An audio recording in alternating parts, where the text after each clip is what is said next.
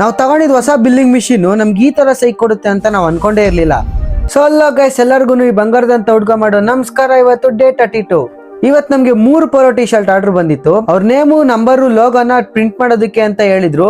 So ಅವ್ರು ಕಳ್ಸಿದಂತ design ನ DTF ಕಳ್ಸಿದ್ವಿ. So DTF ಇಂದ ಬಂದ್ಮೇಲೆ ಅದನ್ನ ನೀಟಾಗಿ ಟಿ ಶರ್ಟ್ ಮೇಲೆ ಸೆಟ್ ಮಾಡಿ ಪ್ರಿಂಟ್ ಮಾಡಿದ್ವಿ. ಸೊ ಪ್ರಿಂಟ್ ಮಾತ್ರ ಸಖತ್ತಾಗಿ ಬಂತು. ಸೊ ನೀವೇ ನೋಡ್ಬೋದು. ಸೊ ಗೈಸ್, ನಾವು ಹೊಸ ಬಿಲ್ಲಿಂಗ್ ಮಿಷಿನ್ ನ ತಗೊಂಡ್ವಿ.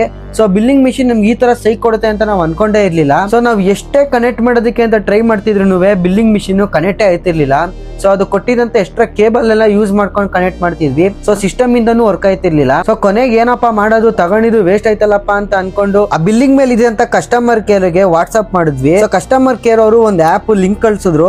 ಸೊ ಈ ಆಪ್ ಇಂದ ಟ್ರೈ ಮಾಡಿ ನಿಮ್ಗೆ ವರ್ಕ್ ಆಗುತ್ತೆ ಅಂತ.